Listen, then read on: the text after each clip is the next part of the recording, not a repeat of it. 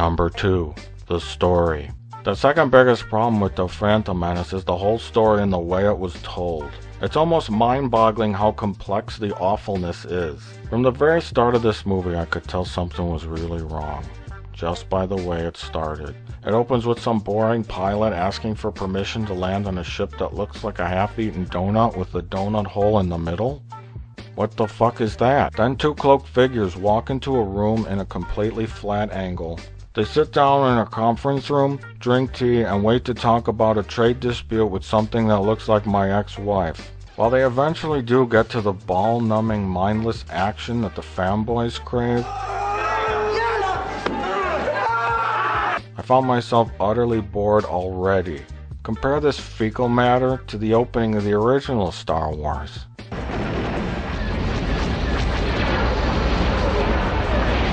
You see, a guy named William Shakespeare once said, "Brevity is the soul of wit." This just means don't waste my time.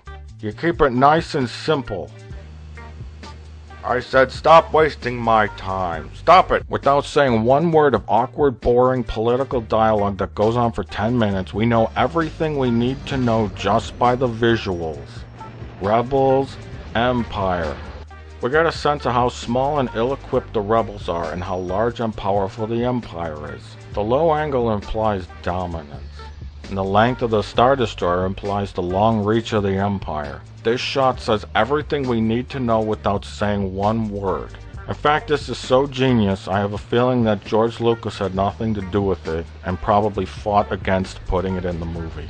So this comparison of openings is a small example of the overall styles of both films. The original trilogy was a modern-day homage to the classic adventure serials of the past, the kind I used to watch when I was in my 40s. Good versus evil, the classic hero on a journey, the adventurous rogue, a damsel in distress, the wise old sage, gay robots, and an epic quest of discovery. The new movies are about shoving as much crap into each shot as possible. It's so dense, every single image has so many things going on. This is part of the reason why I find the special editions so fucking offensive. Because you're into what's happening in the movie, and they keep shoving more shit on the screen to distract you. It reminds me of a child waving his arms in the background for attention. Doesn't Lucas realize that cluttering the frame up with shit is not what makes Star Wars good? It's so dense, every single image has so many things going on. Fuck you, Rick Berman. You ruined this too? Stop ruining... Wait a minute. That ain't Rick Berman. What is it with Ricks? So the film is called The Phantom Menace, and by the nature of the story, there is no clear villain. Hey, idiot! You're not making the usual suspects here. You're making a movie for children, right? Supreme Chancellor, delegates of the Senate. A tragedy has occurred. Which started right here with the taxation of trade routes and has now engulfed our entire planet in the oppression of the... How about a bad guy in the movie whose motivation is clear? Commander, tear this ship apart until you found those plans and bring me the passengers. I want them alive! The prequels should be very similar in style to the originals, because I don't like things that are different. Number 3. Death and space taxes. So when you find yourself thinking things like, huh? Or what? When you're watching how illogical characters act in a movie, it's not really a good sign. Now I've analyzed this film with a team of cheerleaders. They came up with one unanimous conclusion. That if I let them go, they promise they won't tell nobody. Anyways, so at the end of the movie, Yoda makes Obi-Wan a Jedi Knight. Confer on you the level of Jedi Knight. The Council does. Even though in the opening titles it says he's a Jedi Knight. So we'll just call him Jedi Knights too. People call me a murderer even though I ain't never been caught yet. So the Jedis are there to do what exactly? According to the opening title crawl, it was over the taxation of trade routes. Oh. So what makes the Jedi Knights experts in intergalactic trade laws? So the Trade Federation have set up a blockade around Naboo in order to stop them from getting space supplies, which instantly causes some kind of crisis that we never see. Okay. I don't get it. Why would an organization called the Trade Federation want to blockade trade? There's the blockade. Usually a blockade is to stop something you don't want to get in. You see, we once set up a naval blockade around Cuba to stop the Russians from setting up missile launchers there. It was a little event you might have heard of. It wasn't a big deal, you know, but you might have heard of it. It was called World War I. Geez, you stupid people gotta learn your history right. So if the Trade Federation were like merchants moving goods and services around the galaxy, then why did they seem more like a military with armies of robots? However, if they were like a bureaucracy that was in charge of overseeing and regulating trade routes, you'd think they'd be happy about the whole new space taxes. Unless all the taxes went straight to like a space Obama and they didn't see any of it. The point is, I'm still not sure what the donut ships were there to do. And don't any of you f***its tell me that it was explained more in the novelization or some Star Wars book. What matters is the movie. I ain't never read one of them Star Wars books, or any books in general for that matter. I ain't about to start. Don't talk about them stupid video games or novels, comic books, or any of that fucking crap. I seen enough of that shit. I got Phantom Menace toys scattered all over in my basement. You see, my grandkids play with them down there when they come over to visit, and they leave that shit all over the place. Let me see if I can find some of them so I can show you. I'm gonna go down in my basement now, hold on. I gotta switch the cameras.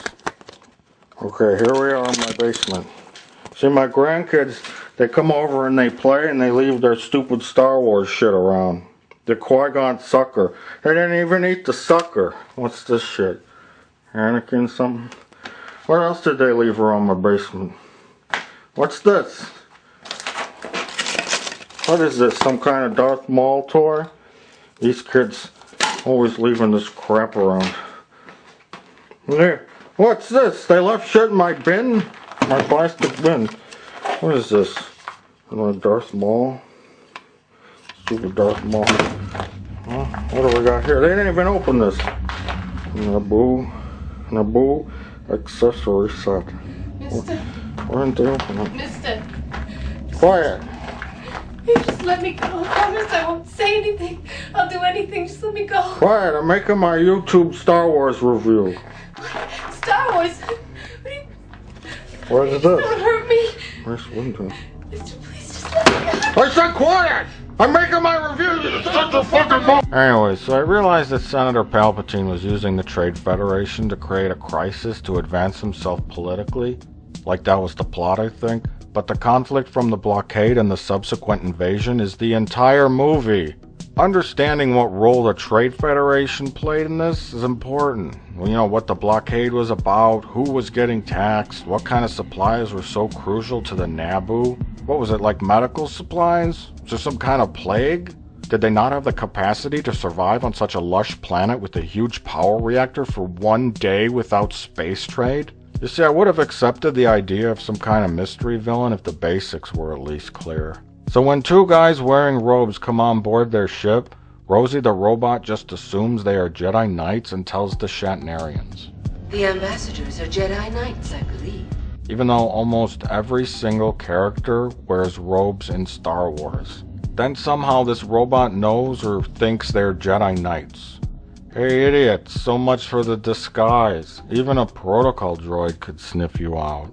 Maybe it's not a disguise, but whatever. So the Shatnerians immediately inform this mystery guy who they're running this scam with, a guy who looks like Satan, that Jedis are on the ship.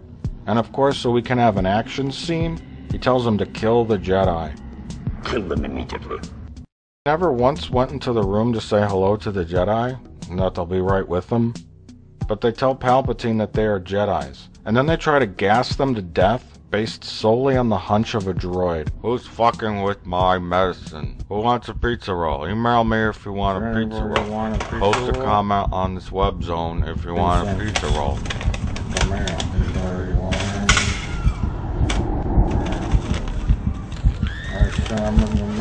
Who's fucking with my medicine?